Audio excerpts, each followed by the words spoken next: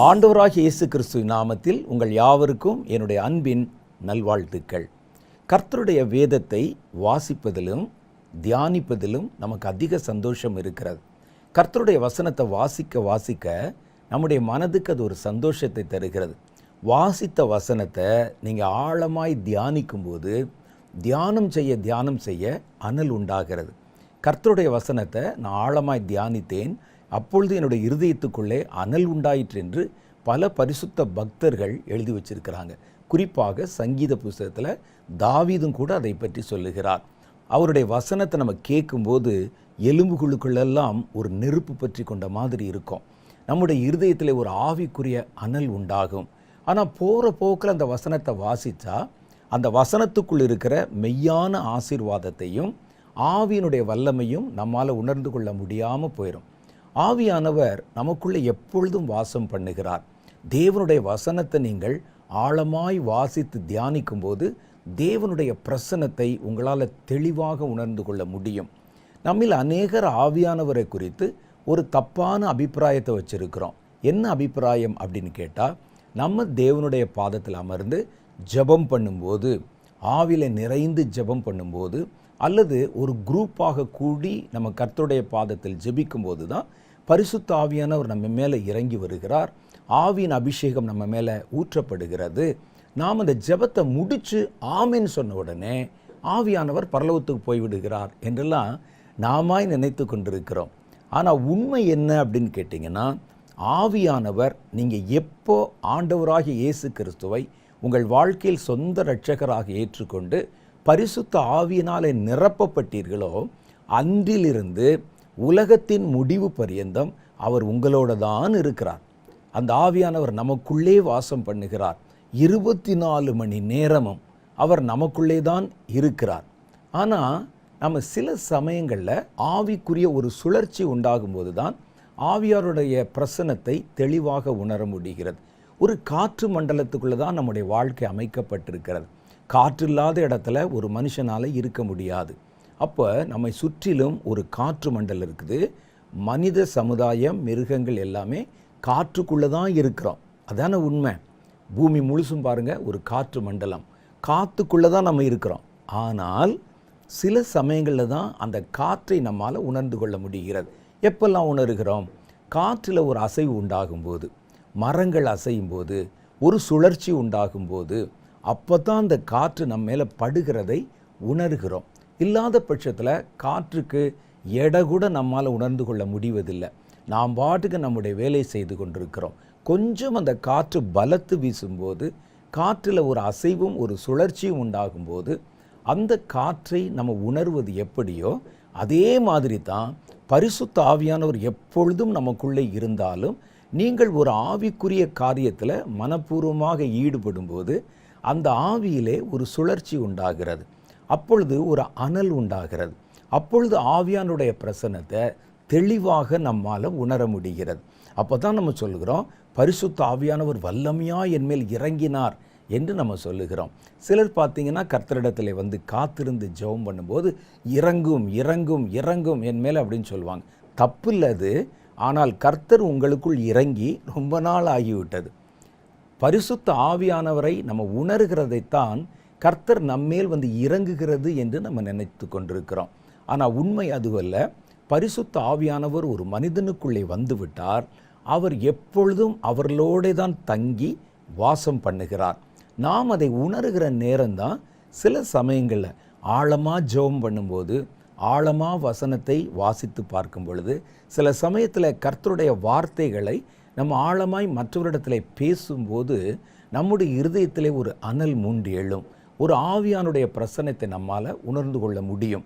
இதனால தான் பரிசுத்த ஆவியானவர் சம்பந்தப்பட்ட காரியங்களில் நம்ம அடிக்கடி மனப்பூர்வமாக ஈடுபடும் பொழுது பரிசுத்த ஆவியானவர் நமக்குள் இருக்கிறார் என்பதையும் அந்த ஆவியில் உண்டாகிற அனலையும் நம்மால் பெற்றுக்கொள்ள முடிகிறது. பரிசுத்த ஆவியானவர் விட்டு விட்டு வருகிறவர் அல்ல. அவர் நம்மிடத்தில் வருவதும் அப்புறம் பரலோகத்துக்கு போவதும், மறுபடியும் நம்ம ஜெபிக்கும்போது வருவதும் அப்புறம் பரலோகத்துக்குள்ளே போவதும் அல்ல. அவர் ஒரு முறை உங்களுக்குள்ளே வந்துட்டா அவர் உலகத்தின் முடிவு பரியந்தம், நீங்கள் இந்த உலகத்தில் இருக்கிற கடைசி நிமிஷம் வரைக்கும் அவர் உங்களுக்குள்ளே தான் தங்கி தாபரித்திருப்பார். அதைத்தான் வேதம் சொல்லுகிறது.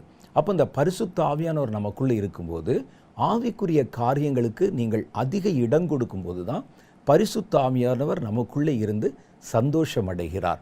சில சமயத்தில் பாருங்கள், பரிசுத்த ஆவியானவர் நம்ம மேலே இறங்கும்போது நமக்கு அடக்க முடியாத ஒரு மகிழ்ச்சி உண்டாகும், ஒரு சந்தோஷம் உண்டாகும். சுற்றிலும் நமக்கு எவ்வளோ பிரச்சனை இருக்கலாம், ஆனால் அதெல்லாம் தாண்டி பரிசுத்த ஆவியானவர் நம்ம மேலே இறங்கும்போது ஒரு மன மகிழ்ச்சி உண்டாகும், ஒரு சந்தோஷம் உண்டாகும். நான் சில ஆட்களை பார்த்துருக்கிறேன், பரிசுத்த ஆவியானவர் அவர்கள் மேலே எல்லா நேரத்திலும் இல்லை, சில சமயத்தில் இறங்கும்போது வாய் விட்டு சிரிப்பாங்க, வாய் விட்டு சந்தோஷப்படுவாங்க. சிலர் சந்தோஷத்தின் வெளிப்பாட்டில் நடனம் கூட ஆடுவாங்க. சிலர் பார்த்தீங்கன்னா பர்பஸாக டான்ஸ் ஆடுவாங்க. அது இல்லை, நான் சொல்வது ஆவியிலே நடனம் ஆடுவது. அவங்களுடைய சந்தோஷத்தை தாங்க முடியாது. அப்போ இந்த சந்தோஷத்துக்கு என்ன காரணம்? இதுவரைக்கும் இல்லாத சந்தோஷம் ஆவியிலே நிரம்பும் போது மாத்திரம் அந்த சந்தோஷம் ஏன் வருகிறதுனா, அது உங்களுடைய சந்தோஷம் அல்ல, உங்களுக்குள் இருக்கிற ஆவியானவர் உங்கள் மேல் சந்தோஷப்படுகிறார். அந்த ஆவியானவருக்குள்ளே உண்டாகிற சந்தோஷம்தான் உங்கள் சரீரத்தின் வழியாக உங்கள் சந்தோஷம் போல அது வெளிப்படுத்தப்படுகிறது. ஆவியானவர் சந்தோஷப்படும் போது உங்களுக்குள்ளே இருக்கிற உங்கள் ஆவியும் அந்த சந்தோஷத்திலே ஒரு பங்கை பெற்றுக்கொள்ளுகிறது. பாருங்கள், நம்ம 2-3 பேர் இருக்கும்போது நான் சிரித்தா நம்ம எல்லாம் சேர்ந்து சிரிப்போம். அது மாதிரி தான் கர்த்தருடைய ஆவியானவர் மகிழ்ச்சி அடையும் போது அதோடு கூட இணைந்திருக்கிற உங்களுடைய ஆவியிலும் அந்த மகிழ்ச்சி கடத்தப்படும். அது நம்முடைய சரீரத்துக்குள்ளும் கடந்து வரும். அந்த மகிழ்ச்சியின் வெளிப்பாடு எப்படி வேண்டுமானாலும் இருக்கலாம். ஆவியானவர் சில சமயத்தில் மனபாரத்தோடு இருந்தால் அந்த மனபாரமும் உங்களுடைய ஆவிக்குள்ளே கடத்தப்பட்டு உங்களுடைய சரீரத்தின் வழியாக அது வெளிப்படுத்தி காட்டப்படும். அதனால் சில சமயத்தில் பார்த்தீங்கன்னா ஆவியானவர் பலமாக இறங்கி அசைவாடும் போது ஏதாவது அவருடைய மனபாரம் உண்டாகி அழுகையோட ஜெபம் பண்ணுவாங்க. அப்போ கண்ணீரின் ஆவியினாலும் ஜெபத்தின் ஆவியினாலும் கர்த்தர் அவர்களை நிரப்புவார். அந்த மனபாரம் கூட நம்முடைய சொந்த மனபாரம் கிடையாது, பரிசுத்த ஆவியானவருடைய மனபாரம். அவர் உலகத்தில் ஏதாவது ஒரு காரியத்தை குறித்து, எங்கேயாவது நடக்கிற ஒரு பயங்கரத்தை குறித்து அவருடைய மனம் வேதனைப்பட்டிருந்தால் அந்த வேதனையை பரிசுத்த ஆவியானவர் நமக்குள்ளே அசைவாடும் போது அந்த உணர்வுகளை கூட நம்முடைய ஆவியின் வழியாக வெளிப்படுத்துகிறார். இதெல்லாம் ரொம்ப ஆழமாக நம்ம அப்புறமா பார்க்கலாம். இதற்கு முன்னால் நம்ம பார்க்க போகிறது என்னென்னா, பரிசுத்த ஆவியானவர். இந்த பரிசுத்த ஆவியானவர் எப்பொழுதும் நமக்குள்ளே வாசம் பண்ணுகிறார். நம்ம அடிக்கடி ஒரு நல்ல ஆவிக்குரிய செய்தியை கேட்டால் நமக்குள்ளே ஒரு சந்தோஷம் உண்டாகும், ஆவியிலே ஒரு அனல் உண்டாகும். அந்த அனல் உண்டாகிறத வச்சே இது தேவனுடைய சப்தம் என்பதை நாம் விளங்கி கொள்ள முடியும். சில பேர் பேசுகிற கண்ட வார்த்தைகளை நம்ம கேட்கும் பொழுது நமக்குள்ளே இருக்கிற ஆவியிலே ஒரு துக்கம் உண்டாகும், அந்த ஆவியிலே ஒரு சோர்வு உண்டாகிவிடும். அதனால்தான் தேவனுடைய ஆவியானுடைய சப்தத்துக்கு செவி கொடுக்கணும். ஊழியர்கள் மூலம் வெளிப்படுத்தப்படுகிற எல்லா வார்த்தைகளும் ஆவியானுடைய வார்த்தைகள் அல்ல. ஆகவே தான் நீங்கள் எல்லாவற்றையும் சோதித்து பார்த்து நலமானதை பிடித்து கொள்ளணும். கர்த்தரோடு உங்களை கொண்டு வந்து இணைக்கிற வசனங்கள், இணைக்கிற வார்த்தைகள், ஆவியானவரோடு உங்களை சீர்பொருந்த பண்ணும் செய்திகள், பிரசங்கங்கள் தான் நமக்கு முக்கியமான ஒன்று. ஏன்னா அவைகளை நம்ம ஆராயும் போது தான் நமக்குள்ள பரிசுத்த ஆவியானுடைய பிரசன்னத்தை தெளிவாக விளங்கி கொள்ள முடிகிறது. இன்னைக்கு பரிசுத்த ஆவியானவரை பற்றி ஆண்டவராகிய இயேசு கிறிஸ்து சொன்ன ஒரு வசனத்தை தான் நம்முடைய தியானத்துக்காக நாம் எடுத்துக்கொள்ள போகிறோம். அந்த வசனம் எங்கே இருக்குன்னு கேட்டால், யோவான் சுவிசேஷம் 14வது அதிகாரம் 16, 17 ஆகிய வசனங்களில் அடங்கி இருக்கிறது. வேதத்தில் நீங்கள் பார்த்தா அப்போஸ்தலர்கள் பேசின வார்த்தை இருக்குது, ராஜாக்கள் பேசின வார்த்தைகள் இருக்கிறது, தேவன் நேரடியாக பேசின வார்த்தைகள் இருக்கிறது, அப்போஸ்தலர்கள் எழுதின நிருபங்கள் இருக்கிறது, பல போதகர்கள் எழுதின காரியங்கள் எல்லாம் வேத புஸ்தகத்தில் அடங்கி அவைகள் வேத வசனமாக அங்கீகரிக்கப்பட்டிருக்கிறது. ஆனால் இது எல்லாவற்றிலும் கிரீடம் வைத்ததை போல இயேசு பேசின வார்த்தைகள் இந்த வேத புஸ்தகத்தில் இருக்குது. இயேசு தாமே வாயை திறந்து நேரடியாய் பேசின வார்த்தைகள் வேதத்தில் கொஞ்சம் குறைவாகத்தான் எழுதப்பட்டிருக்கிறது. 4 சுவிசேஷங்கள் எழுதப்பட்டிருந்தாலும் ஒரே நிகழ்ச்சியை தான் 4 இடத்துல எழுதியிருப்பாங்க. அவைகளை மொத்தமாக நீங்கள் எடுத்து பார்த்தீங்கன்னா குறைவாகத்தான் இருக்கும். மற்றவர்கள் பேசினதிலிருந்து இது குறைவாகத்தான் இருக்கும். ஆனால் மற்ற எல்லா வார்த்தைகளை விட இந்த வார்த்தைகள் ஆழமான அர்த்தம் பொதிந்ததாக இருக்கும். காரணம் என்னன்னு கேட்டால், நாம் ஒரு வார்த்தையை பேசுகிறோம். ஆனால் இயேசு பேசும்போது இயேசு வார்த்தையாகவே இருக்கிறார். அந்த வார்த்தையே ஒரு வார்த்தையை பேசுகிறது என்றால் உண்மையில் அது ஆச்சரியமான ஒன்று. இயேசு மாம்சத்திலே வெளிப்பட்டாலும் அவர் ஆதியிலே வெளிப்படுத்தப்பட்ட வார்த்தையாக இருக்கிறார் என்றுதான் வேதம் நமக்கு ஆணித்தரமாக சொல்லுகிறது. ஆதியிலே வார்த்தை இருந்தது, அந்த வார்த்தை தேவனிடத்தில் இருந்தது, அந்த வார்த்தை தேவனாக இருந்தது, அவர் ஆதியிலே தேவனோடு இருந்தார். அந்த வார்த்தை கிருபையிலும் சத்தியத்திலும் நிறைந்தவராக நமக்குள்ளே மாம்சத்திலே வாசம் பண்ண ஆரம்பித்தார். இதுதான் இயேசுவை பற்றி சொல்லப்படுகிற ஒரு சத்தியம். அதனால் அவர் பேசின வசனங்களை, வார்த்தைகளை, நேரடியாய் மனிதர்களுக்கு சொன்ன காரியங்களை ரொம்ப நுணுக்கமாக நம்ம ஆராய்ந்து பார்க்க கடமைப்பட்டிருக்கிறோம். ஏன்னா அது இயேசுவின் வார்த்தை இல்லையா? யோவான் 14வது அதிகாரத்தில் 16-17 வசனத்தில் இயேசு பேசின ஒரு வார்த்தை இருக்குது. இந்த வார்த்தை பரிசுத்த ஆவியானவரை குறித்த ஒரு தெளிவை நமக்கு உண்டாக்குவதற்காக அவரால் சொல்லப்பட்ட ஒரு வார்த்தையாக இருக்குது. அந்த வார்த்தையை, வசனத்தை நான் வாசிக்கிறேன் பாருங்க. நான் பிதாவை வேண்டிக் கொள்வேன், அப்பொழுது என்றென்றைக்கும் உங்களுடனே இருக்கும்படி சத்திய ஆவியாகிய வேறொரு தேற்றரவாளனை அவர் உங்களுக்கு தந்தருளுவார். உலகம் அந்த சத்திய ஆவியானவரை காணாமலும் அறியாமலும் இருக்கிறபடியால் அவரை பெற்றுக்கொள்ள மாட்டாது.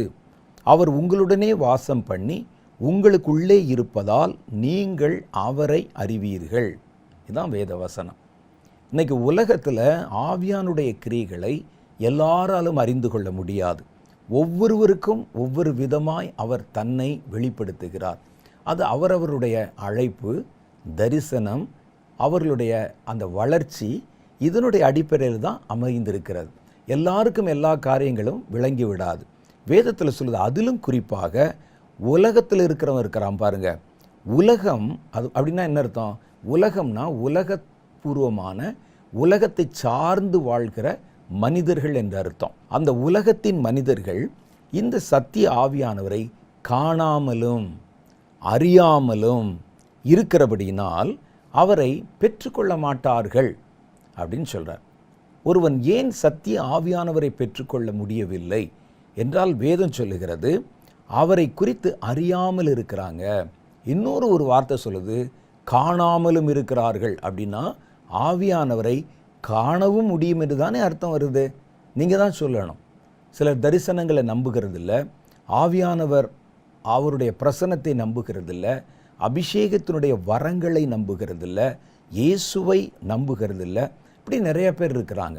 ஆவியானவரை காணாமல் இருக்கிறதுனாலையும் ஆவியானவரை குறித்து அறியாமலும் இருக்கிறதுனால தான் அவர்களால் பரிசுத்த ஆவியை அடைந்து கொள்ள முடியவில்லை. ஆனால் அவர் உங்களுடனே வாசம் பண்ணி உங்களுக்குள்ளே இருப்பதால், அவர் சொல்கிறார், அந்த அபிஷேகம் பண்ணப்பட்ட, ரட்சிக்கப்பட்ட, தேவனை பின்பற்றுகிற அவருடைய பிள்ளைகளை பார்த்து சொல்கிறாரு, அவர் உங்களுடனே இருந்து உங்களுடனே வாசம் பண்ணி உங்களுக்குள்ளே இருப்பதால் நீங்கள் அவரை அறிவீர்கள். உங்களால் அவரை அறிய முடியும், அவருடைய கிரியைகளை அறிய முடியும், அவருடைய சப்தத்தை அறிய முடியும், அவருடைய சித்தத்தை அறிய முடியும். அப்போ நமக்குள்ளே அவர் வாசம் பண்ணுகிறார் என்று வேத வசனத்திலே எழுதியிருக்கிறது. நம்ம கூட தங்கி இருக்கிறதுங்கிறது வேற, வாசம் பண்ணுகிறது என்பது வேற. வாசம் பண்ணுகிறது அப்படின்னா என்ன அர்த்தம்னா, நம்ம கூடயே வாழ்வது, நம்ம கூடயே லைஃப் பார்ட்னர் மாதிரி கூடவே இருக்கிறது. ஒருவர் வந்து தங்கி இருக்கிறார்னா அது வேற, அவர் கெஸ்ட்டு. இவர் என்னன்னா நம்முடைய வாழ்க்கையிலே நம்மோடு தன்னை இணைத்து கொள்ளுகிறார், நம்ம கூட ஒன்றாக வாழ்கிறார். அப்போ அதைத்தான் வாசம் பண்ணி என்று எழுதப்பட்டிருக்கிறது. அவர் நம்ம கூட எல்லா நிகழ்வுகளிலும், நம்முடைய எல்லா அசைவுகளிலும் நமக்கு பக்கபலமாக கூட இருந்து தானும் நம்மோடு கூட சேர்ந்து இயங்குகிறார். அதைத்தான் வாசம் பண்ணுவது என்று சொல்லியிருக்கிறது. இன்னொரு காரியத்தை அவர் சொல்கிறாரு பாருங்க, உங்களுக்கு உள்ளே இருப்பதால். அப்போ ஒரு மனுஷனுக்குள்ள இன்னொரு மனிதன் இருக்கிற உணர்வு அல்லது உறவு என்பது மிக மேலான ஒரு உறவு. ஒரு மனிதனுக்குள்ளே இன்னொரு ஆழ்த்துவம் இருப்பது என்பது ரொம்ப கடினம்.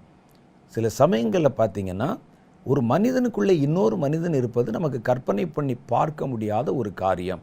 ஒரு மனிதனுக்குள்ளே 3 ஆழ்த்துவம் இருக்குது. இதை தாண்டி 4வது ஒரு ஆழ்த்துவம் ஒரு மனிதனுக்குள்ளே வாசம் பண்ணுவது என்பது முடியாத காரியம்.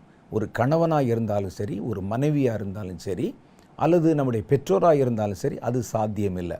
ஆனால் உலகத்தில் பெற்றோரில் ஒரு தாய் இருக்கிறாள் பாருங்கள். ஒரு தாய் மாத்திரம் தன்னுடைய குழந்தையை தனக்குள்ளே வைத்திருக்க முடியும். ஒரு உயிருக்குள்ளே இன்னொரு உயிர், ஒரு உடம்புக்குள்ளே இன்னொரு உடம்பு. ஆனால் அது ஒரு குறிப்பிட்ட காலம் வரைக்கும் தான். ஆகவே தான் அந்த உறவை நம்ம உலகத்தில் இருக்கிற மற்ற எல்லா உறவுகளை விட பெரிய உறவாக நம்ம ஏன் கருதுகிறோன்னா, ஒரு தகப்பன் நம்ம கூட இருக்கலாம், ஒரு தாய்க்குள்ளே தான் நம்ம இருக்க முடியும். அப்போ இந்த உலகத்தில் இருக்கிற மற்ற உறவுகளில் ஒரு தாய் உறவு என்பது ஏன் விசேஷமாகுதுன்னா, நம்ம அந்த உடலுக்குள்ளே இருந்தோம். ஒரு உயிருக்குள் ஒரு உயிர், ஒரு உடலுக்குள் ஒரு உடலாக நம்ம சில காலங்கள் அங்கே தங்கியிருந்தோம். அதற்கு பிறகு இப்போ நம்ம வெளியே வந்த பிறகு மறுபடியும் உள்ளே போக முடியாது. இதற்கு ஒப்பான ஒரு உறவை கர்த்தராகிய தேவன் தம்முடைய ஆவியினாலே நமக்குள் ஏற்படுத்துகிறார். அவர் நம்ம கூட இருக்கிறது பெருசு இல்லை. ஒரு நண்பன் நம்ம கூட இருக்க முடியும், ஒரு புருஷன் நம்ம கூட இருக்க முடியும், ஒரு மனைவி நம்ம கூட இருக்க முடியும், ஒரு பிள்ளைகள் கூட இருக்க முடியும், ஒரு ஆசிரியர் நம்ம கூட இருக்க முடியும். ஆனால் இயேசு ஒருவர் தான், அல்லது ஆவியானவர் ஒருவர் தான் நம்ம கூட இல்லை, நமக்குள்ளே வாசம் பண்ண முடியும். அப்போ இதுதான் இருக்கிற உறவுகளில் பெரிய ஒரு உறவாக கருதப்படுகிறது. நம்முடைய உடலோட அவர் இரண்டரை கலந்து, நம்முடைய ஜீவனோடு அவர் இரண்டரை கலந்து நமக்குள்ளே வாசம் பண்ணுகிறார். இந்த வார்த்தை ரொம்ப ஆழமான ஒரு வார்த்தை. அவர் தனியாக பக்கத்தில் நடந்து வரல, நமக்குள்ளே, நம்முடைய இருதயத்திற்குள்ளே, நம்முடைய மனதிற்குள்ளே, நம்முடைய சரீரத்துக்குள்ளே அவர் வாசம் பண்ணுகிறார் என்று வேதம் சொல்லுகிறது. இதில் இயேசு முதல் வசனத்தில் சொல்கிறார் பாருங்க, என்றென்றைக்கும் உங்களுடனே இருக்கும்படி சத்திய ஆவியாகிய வேறொரு தேற்றரவாளனை நான் உங்களுக்கு தந்தருளுவேன். அப்போ இவருடைய வேலை என்னன்னு கேட்டால், நம்மை ஆற்றி தேற்றுவது. ஒரு தேற்றரவாளன் அர்த்தம் கம்ஃபர்டர் அப்படின்னு சொல்கிறோம். நம்மை சந்தோஷப்படுத்தி, சமாதானப்படுத்தி, சில சமயங்களில் டென்ஷன் ஆகும்போது நம்மை சாந்தப்படுத்தி, நமக்கு ஆறுதலும் தேர்தலும் கொடுத்து, பலன் கொடுத்து, ஊக்கப்படுத்தி, முடியும் போ செய்யி அப்படின்னு சொல்லி நம்மை உற்சாகப்படுத்துகிற பரிசுத்த ஆவியானவர். இவர் உங்களை தேற்றுவதற்காக, உங்களை பலப்படுத்துவதற்காக, இன்னும் பல காரியங்களை நம்முடைய வாழ்க்கையில் செய்வதற்காக நம்ம கூட மாத்திரம் இல்லை, நமக்குள்ளே அவர் வாசம் பண்ணுகிறார் என்று இயேசு பரிசுத்த ஆவியானவரை பற்றி சொல்லியிருக்கிறார். அவர் சொன்னார், உங்கள் கூட சீஷர்களை பார்த்து, உங்கள் கூட நான் சில காலம் இருந்தேன், என்னுடைய நேரம் வந்து விட்டது, நான் பிதாவிடத்திலே நான் ஏறி போகிறேன், ஆனால் நான் உங்களை திக்கற்றவர்களாக விடேன். வேறொரு ஆவியானவர் வருகிறார், வேறொரு தேற்றரவாளன் வருகிறார், அவர் உங்களுக்குள்ளே வாசம் பண்ணுவார். நான் கூட உங்கள் பக்கத்தில் உங்கள் கூட தான் தங்கியிருந்தேன், கூட சேர்ந்து ஊழியம் செஞ்சேன். ஆனால் நான் போனால் வேறொருவர் வருகிறார் பரலோகத்திலிருந்து. அவர் உங்களுக்குள்ளே வந்து உங்களா தன்னை இணைத்து கொண்டு இந்த உலகத்தில் உங்களை தனியாக இருக்க விடாமல் தானும் கூடவே நடந்து வருகிறார். இது எவ்வளோ பெரிய உறவு பார்த்தீங்களா? இயேசு இந்த உலகத்தில் இருக்கும்போது அவர் சொன்னார், நானும் என் பிதாவும் ஒன்றாக இருக்கிறோம், என் பிதா என்னை தனியாக இருக்கவே விடவில்லை, எங்கே போனாலும் எந்த நேரத்தில் போனாலும் கூட. அப்போ அதை கேட்ட சீஷர்களுக்கு ரொம்ப ஆச்சரியம், அது எப்படி எப்போவுமே ஒருத்தர் கூட இருக்க முடியும்னு.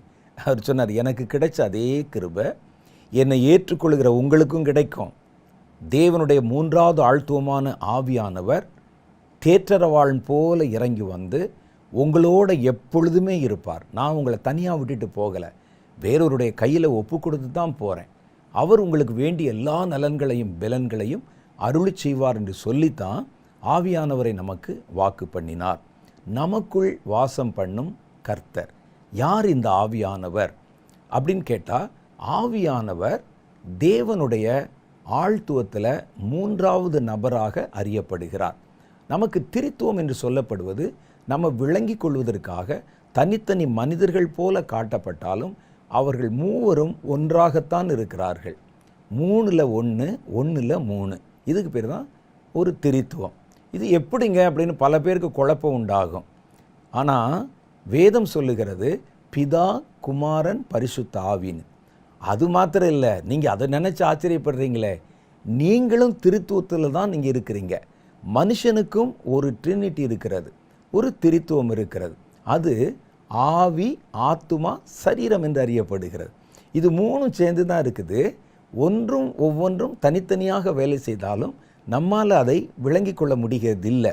அதோட கூட நம்ம பழகி இருக்கிறதுனால மூணு ஒன்றா இருக்கிற மாதிரி நமக்கு தோன்றினாலும் உண்மையிலேயே நமக்குள் 3 ஆழ்த்துவங்கள் இருக்கின்றன.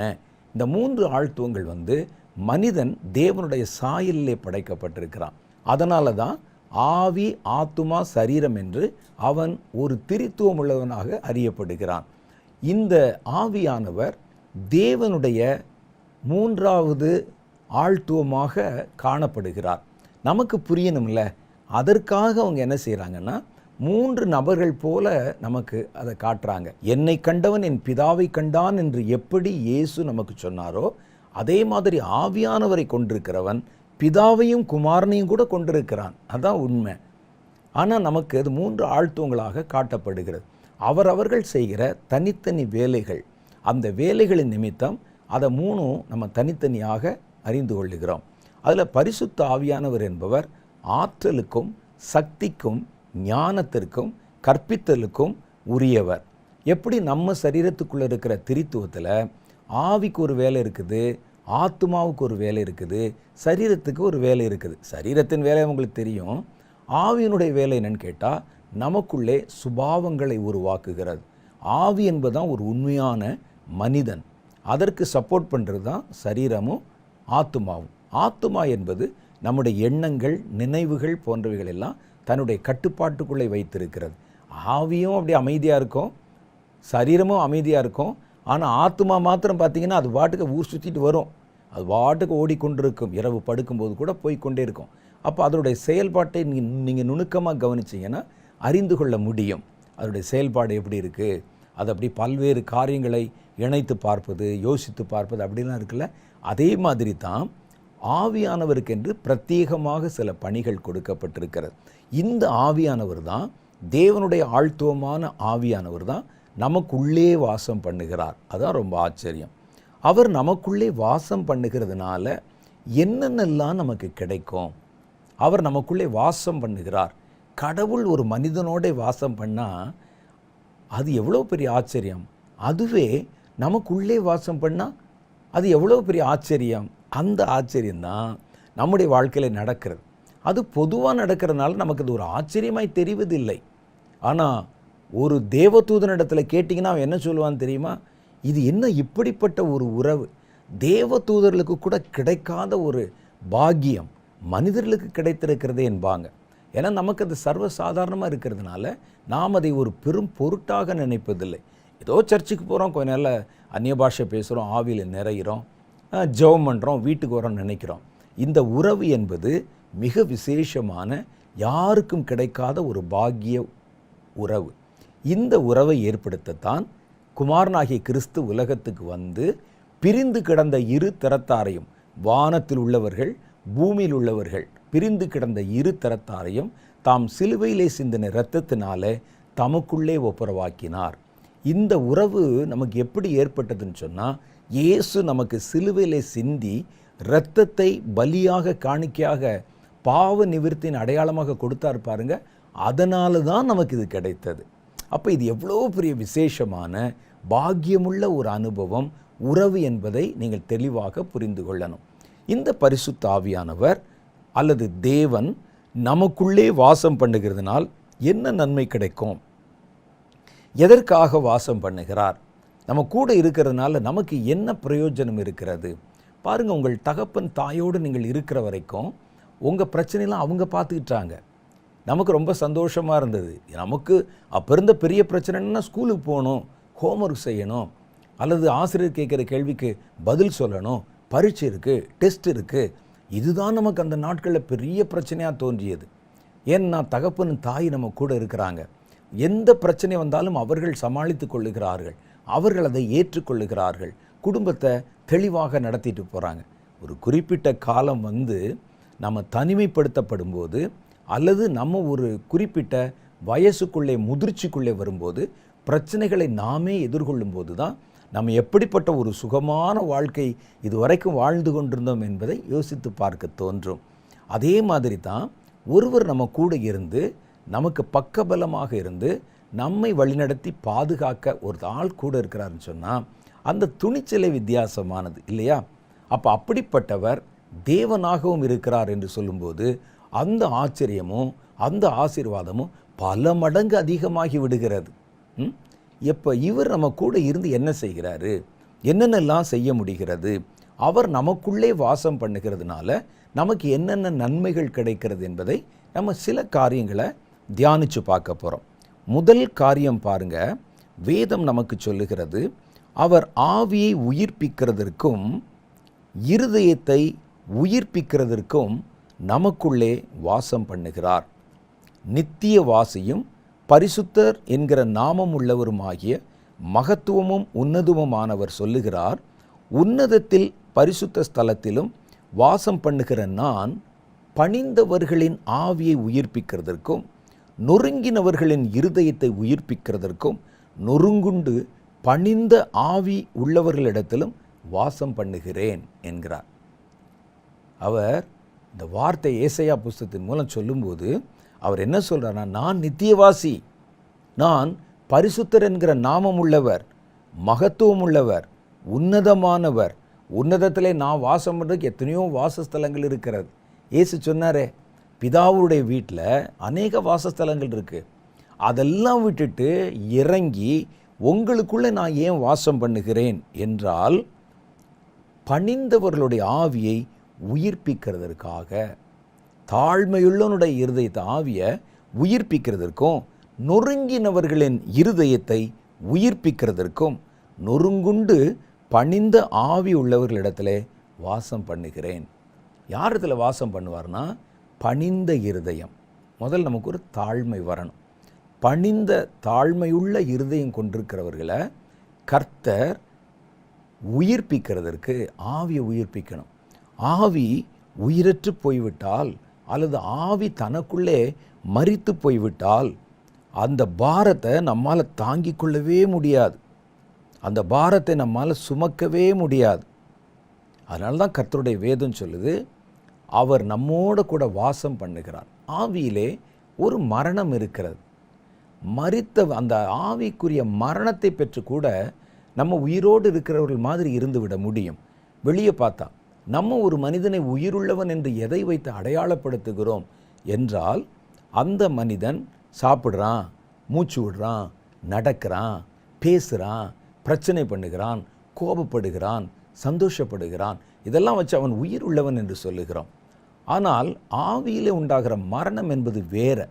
அது என்ன அப்படின்னு கேட்டால், தன்னை உண்டாக்கின தேவனிடத்திலிருந்து ஒரு ஆவி பிரிக்கப்படுமானால், அந்த ஆவினுடைய இணைப்பு துண்டிக்கப்படுமானால் அதற்கு பேர் தான் ஆவிக்குரிய மரணம் என்று கர்த்தருடைய வேதம் சொல்லுகிறது. இதுக்கு பேர் தான் ஆவிக்குரிய மரணம். அப்போ இந்த மரணத்தை ஒருவன் அடைந்து விட்டால் அவனுடைய இருதயத்தில் எவ்வளவு இருந்தாலும் அவனுக்கு ஒரு சந்தோஷமே இருக்காது, அவனுக்கு ஒரு மகிழ்ச்சியே இருக்காது, அவனுக்கு ஒரு சமாதானமே இருக்காது. இதைத்தான் ஆண்டவர் சொல்கிறாரு, பணிந்தவர்களின் ஆவியை உயிர்ப்பிக்கிறதற்கும் நொறுங்கினவர்களின் இருதயத்தை உயிர்ப்பிக்கிறதற்கும் இதுக்காகத்தான் நான் உங்களுக்குள்ளே வந்திருக்கிறேன். நீங்கள் முற்காலத்திலே அந்நியராக இருந்து கர்த்தருக்கு தூரமானவர்களாக இருந்து பாவத்திலே மரித்தவர்களாக இருந்தீங்க. அந்த மரணம் உங்களுடைய ஆவியிலே நிகழ்ந்து இருந்தது. கடவுளுக்கும் உங்களுக்கு இடையில எந்த தொடர்பும் இல்லாமல் இருந்தது. நான் உங்களை உயிர்ப்பிக்கிறேன் என்றால் கடவுளோட உங்களுக்கு உங்கள் ஆவிக்கு ஒரு தொடர்பை, இணைப்பை உண்டு பண்ணுகிறேன் என்பது அதனுடைய பொருள். அதனால தான் நீங்கள் பாருங்கள், பரிசுத்த ஆவியானவரை பெற்றுக்கொண்ட நாள் முதல் நம்ம தேவனோட கூட கனெக்ட் ஆகி விடுகிறோம். நம்ம பேச அவர் கேட்க, அவர் பேசுவது நம்ம கேட்க, அந்த அனுபவமே நமக்கு சந்தோஷமாக இருக்கிறது. ஆவிக்குரிய மரணம் என்பது நம்முடைய ஆவிக்கும் தேவனுடைய ஆவிக்கும் இடையில் இருந்த உறவு முறிக்கப்படுவதற்கு. ஆதியாகம புஸ்தகத்தை நீங்கள் எடுத்து வாசித்து பார்ப்பீர்களானால், கர்த்தர் ஆதாமுக்கும் ஏவாளுக்கும் ஒரு கட்டளை கொடுத்தார். நமக்கு எல்லாருக்கும் தெரிஞ்ச ஒரு சம்பவம் தான். அதில் கர்த்தர் சொன்னார், இந்த தோட்டத்தில் இருக்கிற எல்லா மரத்தினுடைய கனிகளையும் நீங்கள் புசிக்கவே புசிக்கலாம், ஆனால் தோட்டத்தின் நடுவில் இருக்கிற நன்மை தீமை அறியத்தக்க மரத்தின் கனியை மாத்திரம் நீங்கள் புசிக்கக்கூடாதுன்னு கர்த்தர் சொன்னார். சொல்லிட்டு ஒரு வார்த்தை சொன்னார், அதை புசிக்கும் அந்த நாளில் தானே நீங்கள் சாகவே சாவீர்கள் என்று அவர் சொன்னார். ஆனால் அவர்கள் கர்த்தருடைய கட்டளை மீறி அந்த மரத்தின் கனியை பறித்து புசித்து விட்டார்கள். ஆனால் அன்றைக்கு அவர்கள் சாகவில்லை. அதற்கு பிறகு ஆதாம் ஏறத்தாழ 900 சில்லற வருடங்கள் உயிரோடு இருந்து அப்புறம்தான் மரணம் அடைந்ததாக வேதம் சொல்லுகிறது. அப்போ கர்த்தர் சொன்னாரே, அன்னைக்கு மரிப்பான் அப்படின்னு சொன்னாரே, புசிக்கும் அந்த நாளில் தானே அப்படின்னு சொன்னாரே, அப்போ அந்த மாதிரி நடக்கலையே என்று நீங்கள் கேட்கலாம். அவன் புசித்த அந்த நாளில் என்ன நடந்ததுன்னு பாருங்க. அவனுக்கு சரீர பிரகாரமான மரணம்தான் உண்டாகவில்லை. அவன் கர்த்தருடைய சமூகத்திலிருந்து பிரிக்கப்பட்டு விட்டான். கர்த்தருடைய சமூகத்திலிருந்து அவன் துரத்தி விடப்பட்டு விட்டான். தேவனோடு கூட இருந்த நட்புறவு, தேவனோடு கூட இருந்த ஐக்கியம் துண்டிக்கப்பட்டு விட்டது. அதுக்கு பேர் தான் உண்மையான மரணம் என்பது. இப்போ நம்ம பேச்சு வழக்கிலையும் நம்ம அனுபவபூர்வமாகவும் நம்ம பார்க்குற காரியத்திலையும் ஆவிக்குரிய மரணத்தை பற்றி நம்ம பெரிதாக நினைக்கிறது இல்லை. ஒரு மனிதனுடைய சரீரத்தின் செயல்பாடுகள் நின்று போய்விட்டால் அதை மரணம் என்று நம்ம சொல்லுகிறோம். ஒரு மனிதனுடைய ஜீவன் அவனுடைய உடம்பு விட்டு பிரிஞ்சிருச்சுன்னா அதுக்கு மரணம் சொல்கிறோம். ஆனால் உண்மையான மரணம் என்று எதை கர்த்தருடைய வேதம் சொல்லுதுன்னா, சரீரத்தை விட்டு நம்முடைய ஆவி வெளியே பிரிவதல்ல, தேவனை விட்டு அந்த ஆவி பிரிவது, அதுக்கு பேர் தான் மரணம். அப்போ இந்த மரணம் ஒரு மனிதனுக்குள்ளே உண்டாகி இருந்ததுன்னா அவனுக்கு எவ்வளவுதான் தன்னை சுற்றிலும் நன்மையான காரியங்கள் இருந்தாலும் அவனுடைய தேவைகள் எல்லாம் சந்திக்கப்பட்டால் கூட அவனுடைய மனதில் ஒரு வெறுமை உணர்வு இருக்கும். நீங்கள் நிறைய பேரை பார்ப்பீங்க, நல்ல பணம் இருக்கும், காசு இருக்கும், கார் பங்களா இருக்கும், திடீர்னு தங்களுடைய வாழ்வை மாய்த்து கொள்வார்கள். வாழ்க்கை எனக்கு ரொம்ப கசப்பாக கஷ்டமாக, என்னங்க பிரச்சனை, கேட்குறதெல்லாம் கிடைக்கிறது, எல்லாம் உங்களை சுற்றி இருக்கிறது, மனதில் ஏதோ ஒன்று அழுத்தி கொண்டே இருக்கிறது, அதுதான் மரணம். அப்போ ஏன் அதை மனதை அழுத்தி கொண்டே இருக்குன்னு சொல்கிறாங்க தெரியுமா? ஒரு மனிதன் உயிரோடு இருக்கிற மனிதனை நீங்கள் தூக்கி சுமந்துடலாம். ஒரு மனிதன் மரித்தால் செத்த பிரேதத்தை தூக்கினா அது நிறைய கனம் உள்ளதாக இருக்கும், அதை தூக்கி கொண்டே அலைய முடியாது. ஒரு மனிதனுடைய மரணம் அடைந்த ஆவியை உங்கள் சரீரத்திலே நீங்கள் ரொம்ப நாள் தூக்கி கொண்டிருந்தீங்கன்னா உங்களால் அதை சுமக்க முடியாத பாரமாகிவிடும். அதனால தான் நிறைய பேர் மனமுறிவடைந்து வாழ்வதற்கு வழி தெரியாமல் மரித்து விடுகிறார்கள். இன்னும் சில பேர் என்ன செய்கிறாங்கன்னா, அந்த பாரத்தை மறப்பதற்காக உலகத்தில் இருக்கிற சிற்றின்பங்கள் பாவத்துக்கு பின்னால் ஓடிக்கொண்டிருக்கிறாங்க. ஆனால் அந்த உடைந்து போன இருதயம் இருக்குது பாருங்கள், உடைந்து போன ஆவி இருக்குது பாருங்கள், மரித்து போன நம்முடைய ஆவி இருக்குது பாருங்கள், இந்த ஆவியை உயிர்ப்பிப்பதற்காக பரிசுத்த ஆவியானவர் நமக்குள்ளே வருகிறாராம். அதை பற்றி தான் ஏசாயாவின் புஸ்தகம் 57வது அதிகாரம் 15வது வசனத்தில் அந்த வசனத்தை உங்களுக்கு நான் வாசித்து காமிச்சேன்.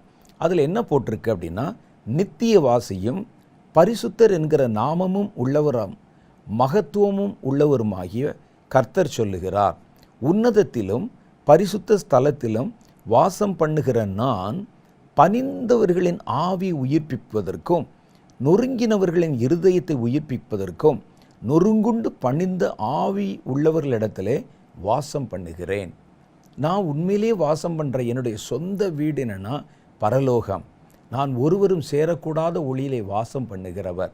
நான் அது எல்லாவற்றையும் விட்டு மனிதர்களுக்குள்ளே வந்து வாசம் பண்ணுகிறேன் அப்படின்னு சொன்னால் அதுக்கு ஒரே ஒரு காரணம்தான் இருக்குது.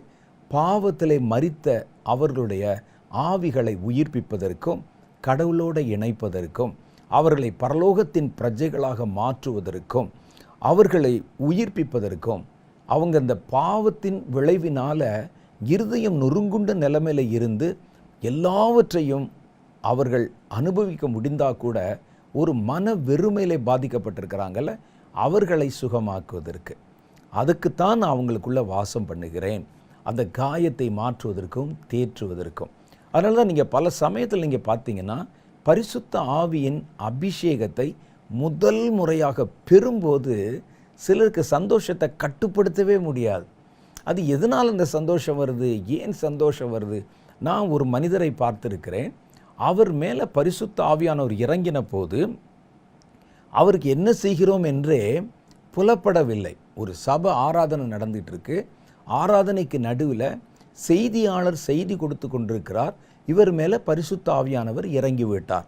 பரிசுத்த ஆவியானவர் இறங்கின உடனே அவர் மன மகிழ்ச்சி அடைந்து சிரிக்கிறாரு, குதிக்கிறாரு, சத்தம் போடுறாரு, புதிய பாஷையிலே பேசுகிறார். அது ஒரு துக்கம் அல்ல, ஒரு மகிழ்ச்சி. அது வந்த உடனே பக்கத்தில் இருக்கவங்களாம் சேர்ந்து அவரை பிடிக்க முடியாமல் வெளியே கொண்டு போய் அந்த சபை வாசலில் கொண்டு போய் போட்டாங்க. ஆராதனை முடிஞ்சு ஜனங்கள் போகிற வரைக்கும் அந்த வாசலில் இருந்தே அவர் எங்கே இருக்கிறோன்னு தெரியல, அவருடைய வஸ்திரமெல்லாம் கிழியுது, அது கூட தெரியல. அவ்வளவு சந்தோஷம். அந்த சந்தோஷம் எதனால் உண்டாகிறது என்றால், கர்த்தரிடத்திலிருந்து பிரிக்கப்பட்ட உறவை மறுபடியும் ஆவியானவர் இணைச்ச உடனே சில ஆவி அந்த சந்தோஷத்தை முழுவதுமாக கிரகித்து கொள்ளும். அவங்களுக்கு பக்கத்தில் யார் இருக்கிறா, என்ன இருக்குது, என்ன நடக்குது எதுவும் தெரியாது. தேவனோட இணைக்கப்பட்டு விடுகிறார்கள். இதுக்கு தான் பரிசுத்த ஆவியானவர் நம்மோடே வாசம் பண்ணுகிறார். உயிர்ப்பிப்பது மாத்திரமல்ல, உயிர்ப்பிக்கப்பட்டவருடைய உயிரை ஜீவனை பாதுகாக்கணுமே, அது பெருசு இல்லையா? ஒரு குழந்தை உலகத்தில் உயிர் பெற்று அது பிறந்தால் அது அவ்வளோதான் முடிஞ்சில்ல, அவ்வளோதான் முடிந்ததில்லை. அந்த குழந்தை தான் பிறந்துருச்சுலன்னு யாரும் அதை விட்டுறதில்லை. அதுக்கு பிறகு தான் ரொம்ப கேர் எடுத்து அந்த குழந்தையை பாதுகாக்கிறதுக்கு ஒரு குறிப்பிட்ட பருவம் வரைக்கும் தன்னுடைய சொந்த காலில் நிற்கிற அளவுக்கு ஒரு மெச்சூரிட்டி குழந்தைக்கு வருகிற வரைக்கும் அதை பொத்தி பராமரித்து பார்க்குறோம். பரிசுத்த ஆவியானவர் அப்படித்தான் செய்கிறார்.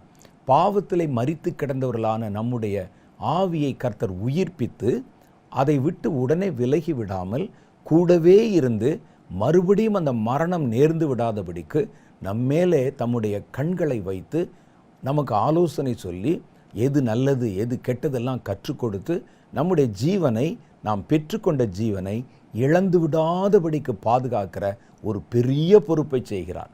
அதுக்குத்தான் அவர் நம்ம கூட வாசம் பண்ணுகிறார். உங்களை அறியாமலே பரிசுத்த ஆவியானவர் உங்களுக்குள்ளே வருகிற மாறாட்டமான காரியங்கள், மரணத்துக்கு ஏதுவான காரியங்களை தவிர்க்கும்படிக்கும் அவைகளை நீக்கும்படிக்கும் உங்களுக்குள்ளே வேலை செய்து கொண்டே இருக்கிறார். அதுதான் கர்த்தருடைய வேதம் அங்கே அப்படி சொல்லுது. ரெண்டாவது காரியம், பரிசுத்த ஆவியானவர் நம்ம கூட இருந்தால் அவர் என்ன செய்கிறாராம், அதை நம்ம எப்படி கண்டுகொள்ள முடியும்? ஆவியானவர் நமக்குள்ளே வாசம் பண்ணினால் அதுக்கு ஒரு அடையாளம் இருக்குது. அது என்ன அடையாளம் அப்படின்னு கேட்டால், அநேக ஜாதிகளை, அநேக மனிதர்களை கர்த்தர் தம்மிடத்திலே உங்களை கொண்டு சேர்த்து கொள்வார். அதுதான் முக்கியம். அப்போ இன்றைக்கி நிறைய பேரை பார்க்குறோம், அபிஷேகம் பெற்றோன்னு சொல்கிறாங்க, துதிக்கிறாங்க, சத்தம் போடுறாங்க, குதிக்கிறாங்க, எல்லாம் பண்ணுறாங்க. ஆனால் ஊழியத்துக்குன்னு ஒரு சின்ன துரும்பை கூட அசைப்பதில்லை. ஒரு மரித்த ஒரு மனிதன் அல்லது ரட்சிக்கப்படாத மனிதனுடைய ரட்சிப்புக்காக எந்த ஒரு காரியத்தையும் செய்கிறதில்லை. அந்த அபிஷேகம் சந்தேகத்துக்குரியது. ஒரு மனிதனுக்குள்ளே கர்த்தர் இந்த அபிஷேகத்தின் வித்தை கொடுத்து விட்டால் அவன் பிற மனிதர்களுடைய ரட்சிப்பை குறித்து கவலை உள்ளவனாக இருப்பான். பரிசுத்த ஆவியானவர் அந்த மனிதனை நிரப்பிவிட்டால் அவன் அநேகரை கர்த்தரிடத்திலே ஈர்த்து கொள்வதற்கு ஒரு காரணியாக, ஒரு உபகரணமாக மாற்றப்பட்டு விடுவான். சகரியாவின் புஸ்தகம் 2வது அதிகாரம் 10, 11 ஆகிய வசனங்கள் அதைத்தான் சொல்லுகிறது. சீயோன் குமாரத்தியே, கெம்பீரித்து பாடு, இதோ நான் வந்து உன் நடுவில் வாசம் பண்ணுவேன் என்று கர்த்தர் சொல்லுகிறார். அந்நாளிலே அநேகம் ஜாதிகள் கர்த்தரை சேர்ந்து, உன்னிடத்தில் நான் இருக்கிறதுனால அநேக ஜாதிகள் கர்த்தரிடத்தில் சேர்ந்து என் ஜனமாவார்கள். நான் உன் நடுவிலே வாசமாயிருப்பேன். அப்பொழுது சேனைகளின் கர்த்தர் என்னை உன்னிடத்தில் அனுப்பினார் என்று நீ அறிவாய். பார்த்தீங்களா? ஒரு இதுக்கு பேர் தான் கனி கொடுக்கிற ஒரு அனுபவம். ஆவியானவர் வந்தாலே அந்த வாழ்க்கையில் கனிகள் இருக்கணும். கனிகளில் நிறைய இருக்குது. ஆவியின் கனி 9 கனியை பற்றி சொல்லப்பட்டிருக்கிறது. இந்த கனிகளை தாண்டி அதெல்லாம் சுபாவம் சம்பந்தமாக. மற்றொரு காரியம் என்னென்னா, மரித்து போன மனிதர்களை மீட்கிற பணி. அந்த பணியில் நம்ம எத்தனை பேரை கர்த்தருக்குள்ளே கொண்டு வர்றோமோ அது ஒரு கனியாக கணக்கிடப்படுகிறது. கனின்னா என்ன அர்த்தம்? நம்ம போட்ட விதை தன்னுடைய பலனை கொடுப்பதை தான் நம்ம சொல்கிறோம். அப்போ கர்த்தர் நமக்குள்ளே வாசம் பண்ணால் நம்மால் சும்மாவே இருக்க முடியாது. என் வாழ்க்கையில் நடந்த காரியத்தை நான் இதற்கு ஒரு உதாரணமாக சொல்ல முடியும். நான் கல்லூரியிலே படித்து கொண்டிருந்த போது ரட்சிப்பின் அனுபவத்தை அடைந்தேன். கர்த்தர் என்னை தொட்டார், என்னை சந்தித்தார். என் வாழ்க்கையில் ஒரு புதிய நம்பிக்கை பிறந்தது. ஆனால் என்னோடு கூட இருந்த, என்னை சுற்றி இருந்த நண்பர்கள் புறவினத்தை சேர்ந்தவர்கள். அவங்கள ஒருத்தர் கூட கிறிஸ்தவர் கிடையாது. என் கூட இருந்த நண்பர்கள் மாத்திரல்ல, நிறைய பேர் மத நம்பிக்கை இல்லாதவங்களும் இருந்தாங்க, பாவ பழக்கத்தில் இருந்தவங்களும் இருந்தாங்க. என் கல்லூரி நாட்களில் என் கூட படித்தவங்க, ஸ்கூல் நாட்களில் என் கூட படித்தவர்கள், நாங்களெல்லாம் ஒரு கூட்டமாக ஒரு ஐக்கியமாக இருப்போம். நாங்கள் எதை பற்றி கவலைப்படாமல் விட்டேற்றியாக இருப்போம். இதில் கர்த்தர் என்னை மாத்திரம் தொட்டு விட்டார், என்னை சந்தித்து விட்டார். என்னால் இப்போ சும்மா இருக்க முடியல. என் மனதிலே என்னுடைய நண்பர்களை எப்படியாவது ரட்சிப்பின் அனுபவத்துக்குள்ளே நடத்திடணும். எனக்கு கிடைத்த இதே அனுபவம், எனக்கு கிடைத்த இதே நன்மை, இந்த ஆசீர்வாதம் என்னுடைய நண்பர்களுக்கும் கிடைக்க வேண்டும் என்று நான் விரும்பினேன். அதனால் நான் என்ன செய்தேன்னா, அவங்களுக்கு எப்படியாவது சுவிசேஷத்தை அறிவிக்கணும், நான் பெற்ற அனுபவத்தை அறிவிக்கணும்னு சொல்லி சமயம் தேடிக்கொண்டே இருந்தேன். என் வாழ்க்கையில் நடந்த மாற்றத்தை பார்த்தாங்க. நான் எப்பொழுது பார்த்தாலும் புகைப்பிடிப்பேன், அதை விட்டு விட்டேன். குடிப்பேன், விட்டு விட்டேன். இந்த பாவ பழக்கங்கள் எல்லாம் ஒன்றொன்னா மாறி, என்னுடைய நண்பர்கள் அழைத்தாலும் நான் அவர்களோட அந்த காரியத்துக்கு போக மாட்டேன். இதெல்லாம் பார்த்தபோது வித்தியாசமாக இருந்தது. ஆரம்பத்தில் அவர்களெல்லாம் ஒன்றாக கூடிக்கொண்டு ஏளனமும் பரிகாசமும் பண்ணாங்க. ஆனால் அதற்கு பிறகு நான் என் மனதில் அதை வைத்து கொண்டேன். எனக்கு இருந்த பிரச்சனை என்னன்னு கேட்டிங்கன்னா, எனக்கு சுவிசேஷத்தை சொல்ல தெரியாது. நான் எப்படி சொல்கிறது? நான் பைபிள் சரியாக படித்ததில்லை. என்ன சொல்வது என்று எனக்கு தெரியல. அப்புறம் நான் நினச்சேன், எனக்கு என்ன நடந்ததோ அதை அப்படி சொல்லுவோம். பெருசாக வசனத்தை வச்சு, வார்த்தையை வச்சு ஒரு பெரிய சொற்பொழிவெல்லாம் மாற்ற வேண்டியதில்லை. எனக்கு என்ன நடந்ததோ அதை சொல்லுவோம் என்று ஆவியானவர் என்னை உந்தி தள்ளி கொண்டே இருந்தார். நான் நண்பர்கள் கூட்டமாக இருந்தாங்கன்னா, நம்ம பேசுனா அதை பரிகாசமாக்கி விடுவார்கள். என் மனதிலே நான் ஒரு திட்டம் செய்தேன். இவங்களை தனித்தனியாய் சந்திப்பது என்று யோசித்தேன். என்னுடைய ஒரு நண்பனை நான் சந்தித்து அவனோட தனியாய் அழைத்து அவனிடத்தில் ஒரு காரியத்தை பேசினேன். உங்கள் எல்லாரை விட அதிகமாய் புகைப்பிடித்தவன் நான் தான். உங்கள் எல்லாரை விட அதிகமாய் குடித்து வெறித்தவன் நான் தான். பல சமயத்தில் அநேகம் பேரை புதுசாக குடிப்பழக்கத்துக்கும் ஆளாக்கி இருக்கிறேன். எப்போ பார்த்தாலும் கேளிக்கைகளிலும் ஊர் சுற்றுவதிலும் கவனம் வைத்து போயிருந்தவனு நான் தான். இப்போ என் வாழ்க்கையில் இப்படி ஒரு மாற்றம் வந்திருக்கே, யாராவது இது ஏன் வந்ததுன்னு சொல்லி ஒரு கேள்வி கேட்டிங்களா அப்படின்னு நான் கேட்டேன். ஏன் இப்போ திடீர்னு உனக்கு என்னப்பாச்சு, என்ன நடந்துச்சுன்னு சொல்லி யாராவது கேட்டிங்களா அப்படின்னு கேட்டேன். அப்பொழுது அந்த நண்பன் சொன்னான், சரி சொல்லு, இப்போ கேட்குறேன், என்ன நடந்துச்சு அப்படின்னு கேட்டான். அப்பொழுது நான் என்னுடைய சாட்சியை சொன்னேன். கர்த்தரனை சந்தித்தது, கர்த்தரை நான் அடைந்து கொண்ட போது அடைந்த அளவில்லாத மகிழ்ச்சி இதை சொன்னேன். உடனே அவன் என்னிடத்தில் கேட்டான், அது அப்படி இருக்குமானா நானும் உங்கூட சேர்ந்து ஜெபம் பண்ணலாமான்னு கேட்டான். இது நான் அபிஷேகம் பண்ணப்பட்டதிலிருந்து ஒரு வார காலத்துக்குள் நடந்த ஒரு சம்பவம். உடனே நான் என்ன செய்தேன், நான் படித்த பள்ளி அங்கிருந்த ராமநாதபுரத்தில் இருந்த ஒரு ஸ்கூல் மைதானத்திற்கு அந்த நண்பனை அழைத்து கொண்டு போய், எனக்கு ஜெபம் பண்ண தெரியாது, முழங்கால் படிக்கிட்டு அவனோடு கூட கர்த்தரை நோக்கி நாங்கள் காத்திருந்தோம். நீங்கள் நம்புவீங்களா இல்லைன்னு தெரியல.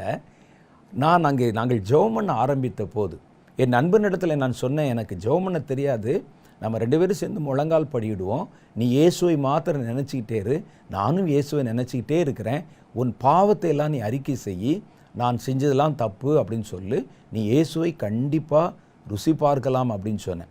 நான் எப்போ ஜெபம் முடிந்ததோ நான் ஒரு செருமல் அப்படின்னு சொல்லுவேன். அப்படின்னா முடிஞ்சது, ஆமேன் அப்படின்னு சொல்லிட்டு நம்ம வீட்டுக்கு போயிடலாம் அப்படின்னு நாங்கள் உட்கார்ந்துருந்தோம். கொஞ்ச நேரம் அப்படியே நானும் அமைதியாக இருந்தேன். அவன் எனக்கு முன்பாக முழங்கால் படிக்கிட்டு இருந்தான். அப்படியே கண்ணை மூடி ஏதோ சொல்லி கொண்டிருந்தான், தன்னுடைய பாவத்தை அறிக்கை செய்தான். திடீரென்று பரிசுத்த ஆவியானவர் அவன் மேலே பலமாக இறங்கி விட்டார். அவனை பிடிக்க முடியல என்னால். நானும் அவரும் தான் ஜெபம் பண்ணி கொண்டிருக்கிறோம். அந்த மைதானத்தில் சுற்றி கொண்டு வருகிறான். எனக்கு என்ன செய்வதுன்னு தெரியலை, இதை எப்படி ஹேண்டில் பண்ணணும், இதுக்கு என்ன செய்யணும் எனக்கு ஒன்றும் புரியலை. நான் இயேசுவேன்னு சொல்லிகிட்டு இருக்கிறேன். கொஞ்ச நேரத்தில் சிரிக்கிறான், அந்த நேரத்தில் வந்து மைதானத்தை கிரவுண்டை அடிக்கிறான். அதெல்லாம் பண்ணி கடைசியில் அதுக்கப்புறம் அவரை வந்து அழைத்து விசாரித்த போது என் மனம் ரொம்ப சந்தோஷமாயிருச்சு. ஒரு வாரத்துக்குள்ளே நாங்கள் 2 பேராக மாறிட்டோம். இப்போ நாங்கள் 2 பேரும் சேர்ந்து மற்றவர்களை சந்திக்க துவங்கினோம். சில நாட்களுக்குள்ளே நாங்கள் 22 பேர் கொண்ட ஒரு குழுவாக மாறிவிட்டோம். என் மனதில் எப்பொழுதும் இவர்களுக்கு சொல்லணும் தோணும்.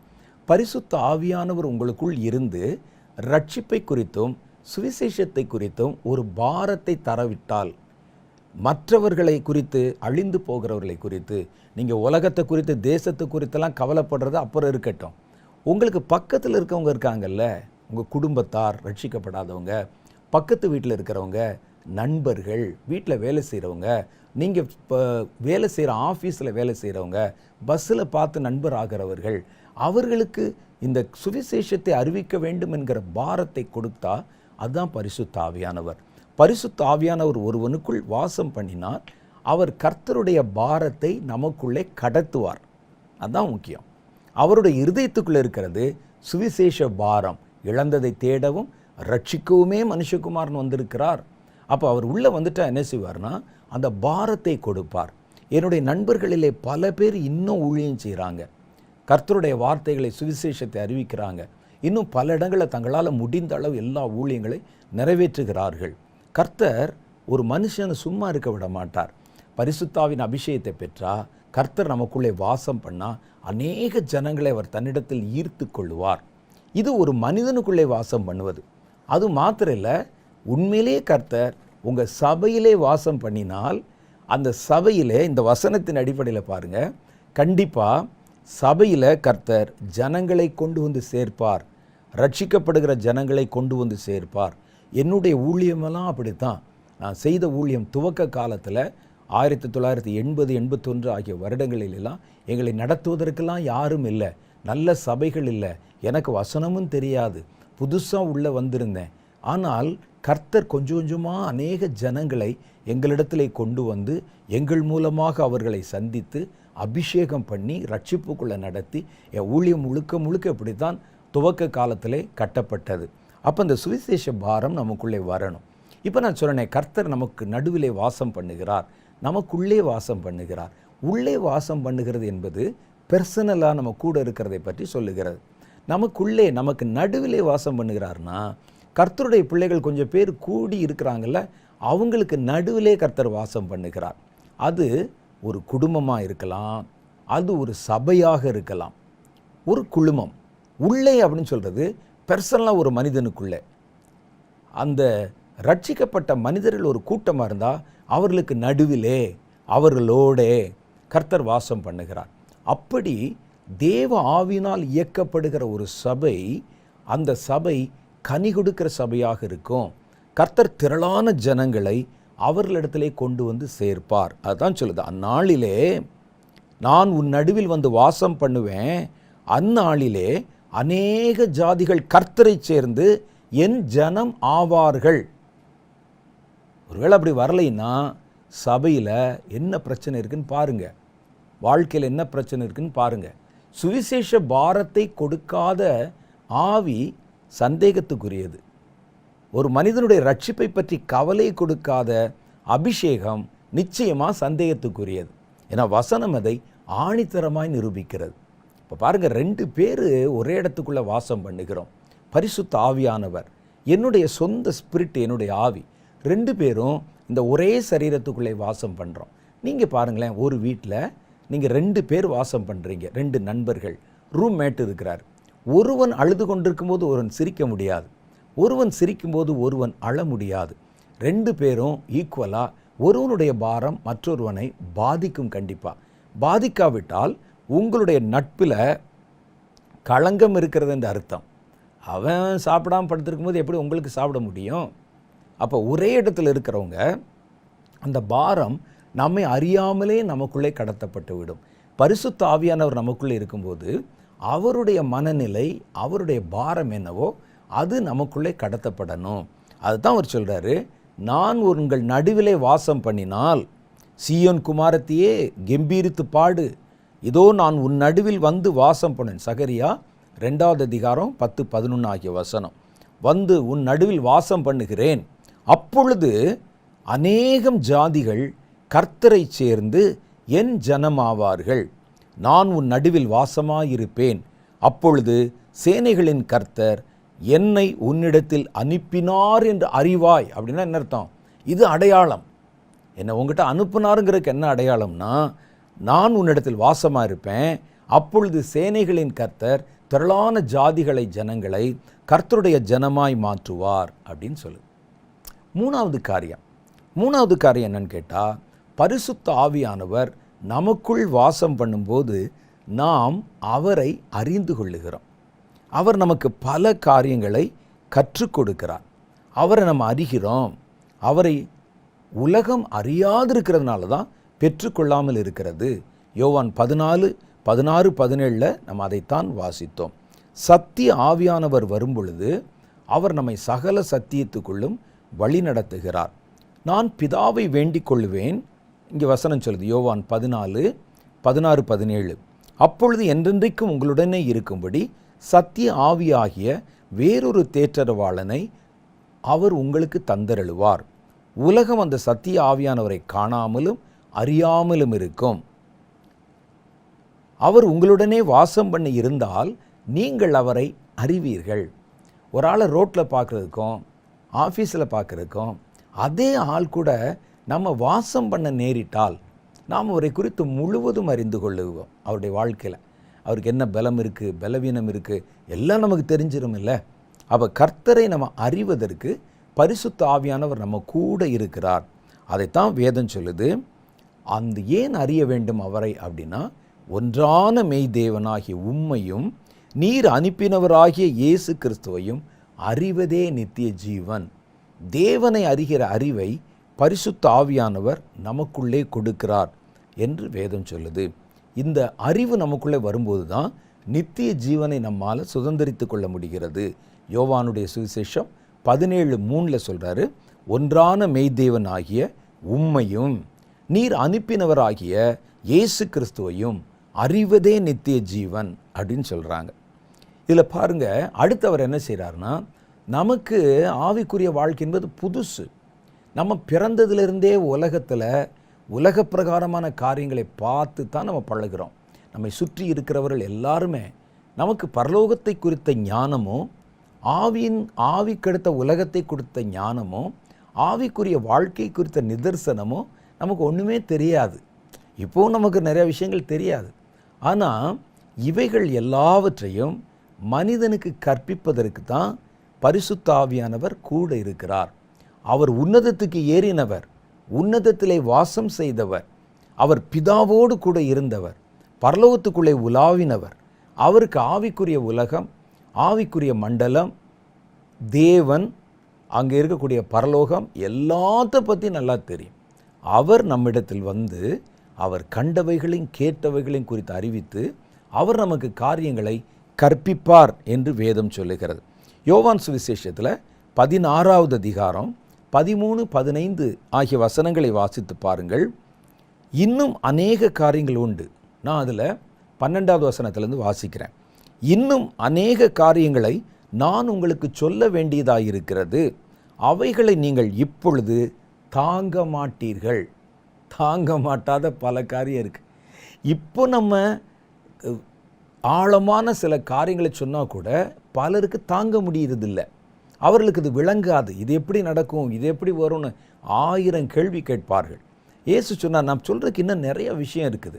நான் வெறும் உலக பிரகாரமான காரியத்தையோ உங்களுடைய வாழ்க்கைக்கு அடுத்த காரியத்தையோ பற்றி மாத்திரம் பேச வரலை. இனி உங்களுக்கு வருகிற நித்திய ஜீவனை குறித்த பல செய்திகளும் ரகசியங்களும் இருக்கிறது. அவைகள் நான் சொல்ல வேண்டி இருக்குது. ஆனால் இப்போ நீங்கள் அடிப்படை அனுபவத்தில் இருக்கிறதுனால இப்போ நான் எல்லாத்தையும் முழுசாக சொன்னால் உங்களால் அதை ஏற்றுக்கொள்ள முடியாது, நம்பவும் முடியாது, தாங்கவும் முடியாது. அதான் சொல்கிறார். அதுக்காக நான் என்ன செய்கிறேன்னா, சத்திய ஆவியாகிய அவர் வரும்போது, நான் உங்களுக்கு மேலோட்டமான காரியத்தை சொல்லிட்டேன். சத்திய ஆவியாகி அவர் வரும்போது சகல சத்தியத்திற்குள்ளும் உங்களை நடத்துவார். அவர் எதையும் தம்முடைய சுயமாய் பேசாமல் தாம் கேள்விப்பட்டவைகள் யாவையும் சொல்லி வரப்போகிற காரியங்களை உங்களுக்கு அறிவிப்பார். பரிசுத்த ஆவியினுடைய வேலையை பாருங்கள். நமக்குள்ளே இருந்து அவர் என்ன செய்வாராம், அவர் பரலோகத்தில் பார்த்தது, பிதாவினுடைய சுபாவம், குமாரன் பரலோகத்தில் இப்போ எப்படி இருக்குது போன்ற தான் கேட்ட பார்த்த காரியங்களை நமக்கு அவர் வெளிப்படுத்தி சொல்லுவார். நம்ம கேட்கணும். அடுத்தவர் என்ன சொல்வார்னா, வரப்போகிற காரியங்களை உங்களுக்கு அறிவிப்பார். இப்போ நிறையா பேர் சொல்கிறாங்களே, அது எப்படி கர்த்தர் பேசுவார், அது எப்படி கர்த்தர் நாளைக்கு என்ன நடக்கும், உலகத்தில் வரும் சொல்லுவார், இதெல்லாம் சும்மா கதை விடுகிறார்கள் சொல்கிறாங்களே. வேத வசனம் சொல்லுகிறதம்மா என்ன சொல்லுது பாருங்களேன். பரிசுத்த ஆவியானவர் உனக்குள்ளே இருந்தால் அவர் தான் கண்ட கேட்ட யாவற்றையும் உனக்கு சொல்லணும். கண்ட கேட்டன்னா எதை கண்டார்? அவர் பரலோகத்தில் அவர் வாசமாக இருந்தார், அவர் பிதாவோடு கூட இருந்தார், அவர் பரமண்டலங்களுக்குள்ளே உலாவி வந்தவர், பிதாவோடு கூட இருந்தவர். அவர் வந்து தான் அறிந்த காரியங்களை உங்களுக்கு சொல்லுவார். எனக்கு சொல்லலைன்னா அந்த அபிஷேகத்தை சந்தேகப்படு. வரப்போகிற காரியங்கள் எனக்கு தெரியலையே, அந்த அபிஷேகத்தை சந்தேகப்படு. அபிஷேகங்கிறது என்ன? வெறுமனை சும்மா ஆடுவதற்கும் குதிப்பதற்கும் வீட்டுக்கு போவதற்குமா? அல்லது சட்டையில் அழுக்குப்படாமல் ஜென்டிலாக வந்து உட்காந்து கொஞ்ச நேரம் காலாட்டி விட்டு வீட்டுக்கு போவதற்கா? இல்லை இல்லை. வேதம் சொல்லுகிறது, ஒரு காரியம் வருவதற்கு முன்னால் கர்த்தர் சொல்ல மாட்டாரா? சொல்லாத கர்த்தர் என்ன மாதிரி கர்த்தர்? வேதம் சொல்லுது. வேதத்தில் இப்படி சொல்லுதே. அவர் உங்களிடத்துல வந்தால் தான் கேள்விப்பட்டவைகளை சொல்லுவார், அடுத்து வரப்போகிற காரியங்களை அறிவிப்பார்னு போட்டிருக்கேன். அப்போ தீர்க்க தரிசனங்களின் காலம் முடிந்து விட்டது, வரப்போகிற காரியங்களை கர்த்தர் சொல்ல மாட்டார். எதுக்கு? மனிதர்கள் நடுவிலே ஒரு காரியம் நடக்க போகுது, ஒரு பயங்கரம் வரப்போகுதுன்னா கர்த்தர் அவைகளை குறித்து பேசணும். அந்த அபிஷேகம் அது அவருடைய வேலை என்று பட்டியலிடப்பட்டிருக்கிறது. இயேசு அதை சொல்லி இருக்கிறார். அவர் என்னுடையதில் எடுத்து உங்களுக்கு அறிவிப்பதினால் என்னை மகிமைப்படுத்துவார். அவர் நமக்குள்ளே இருக்கிறவருடைய அடையாளத்தை பாருங்கள். ஒன்று, தான் பார்த்த கேட்ட பரலோகத்தின் மர்மங்களை அவர் உங்களோட பேசணும். ரெண்டாவது, வரப்போகிற காரியங்களை குறித்து உங்களுக்கு அறிவிக்கணும். மூணாவது காரியம், அவர் இயேசு கிறிஸ்துவனிடத்தில் இருக்கிறதை எடுத்து நமக்கு சொல்வதனால அவர் எல்லாவற்றிலும் தான் பேசுகிற, சொல்லுகிற, வெளிப்படுத்துகிற எல்லாவற்றிலும் இயேசுவை மகிமைப்படுத்துவார். அதான் முத்தாய்ப்பா அவர் சொல்கிற காரியம். அவர் பேசுகிற ஒரு காரியத்தில் இயேசு மகிமைப்படணும்.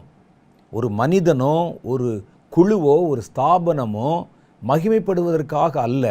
ஒரு சொல்லப்படுகிற ஒரு காரியம், வெளிப்படுத்தப்படுகிற ஒரு காரியம், அது இயேசுவின் ஆதீனத்திலிருந்து எடுத்து ஆவியானவர் சொல்கிறதுனால இயேசுவை மகிமைப்படுத்துவார்.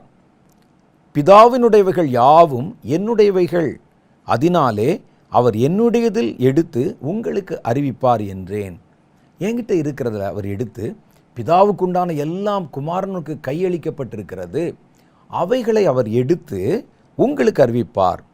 நான் பிதாவிடத்தில் போகிறபடினால் கொஞ்ச காலத்திலே என்னை காணாதிருப்பீர்கள், மறுபடியும் கொஞ்ச காலத்திலே என்னை காண்பீர்கள் என்று கர்த்தர் சொன்னார்.